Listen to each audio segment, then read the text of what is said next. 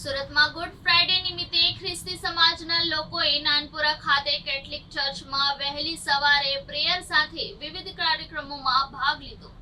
સુરતમાં good Friday નિમિત્તે ખ્રિસ્તી સમાજના લોકોએ નાનપુરા ખાતે કેથલિક ચર્ચમાં વહેલી સવારે પ્રેચર સાથે વિવિધ કાર્યક્રમોમાં ભાગ લીધો હતો. સુરત શહેરમાં આજે ખ્રિસ્તી સમાજના લોકો ફ્રાઈડે ઉજવી રહ્યા છે. આ દિવસે ખ્રિસ્તી ધર્મના લોકો ભગવાન ઈસુના બલિદાનને યાદ કરીને શોક મનાવે છે. જ્યારે સૂલી પર ચડાવવામાં આવ્યા હતા તે વાર શુક્રવાર હતો. તેને બ્લેક ડે તરીકે પણ ઓળખવામાં આવે છે. આ દિવસે ખ્રિસ્તીઓ માટે ખૂબ જ ખાસ છે. આ દિવસે લોકો ચર્ચમાં પ્રાર્થના કરે છે અને ક્રોસને ચુંબન કરી ઈસુ ખ્રિસ્તીને યાદ કરે છે. તેમના ઉપદેશો અને શિક્ષાને યાદ કરે છે. સુરતના નાનપુરા ખાતે આવેલ કેથલિક ચર્ચમાં નાટ્ય રૂપાંતર યોજાયું હતું, જેમાં મોટી સંખ્યામાં ભક્તજનો દર્શન માટે ઉમટ્યા હતા. ભગવાન ઈસુને સૂલી પર ચડાવવામાં આવ્યા તે અંગે નાટ્ય રૂપાંતર કરાયું હતું.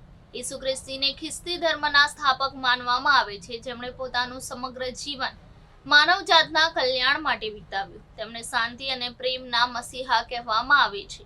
લોકો ભગવાન ઈસુના વિચારોથી પ્રભાવિત હતા. તેઓ હંમેશા લોકોને સારા કાર્યો અપનાવવા અને ખરાબ કાર્યો છોડી દેવાની પ્રેરણા આપતા હતા, અને લોકોમાં તેમની લોકપ્રિયતા વધી રહી હતી. અંધશ્રદ્ધા અને જૂઠાણું ફેલાવનારા ધાર્મિક કટ્ટરપંથીઓને આ જ વાત ડંખવા લાગી. તેઓએ રોમના શાસક ઈસુ ખ્રિસ્તી વિરુદ્ધ ઉશ્કેરવાનો પ્રયાસ કર્યો, અને પછી ઈસુ ખ્રિસ્તીને તમામ શારીરિક અને માનસિક યાતનાઓ આપ્યા પછી યહૂદી શાસકોએ શુક્રવારે સૂલી પર ચડાવી દીધા. ખ્રિસ્તી ધર્મના લોકો આ દિવસને ગુડ ફ્રાઈડે અથવા પવિત્ર શુક્રવાર તરીકે ઉજવે છે.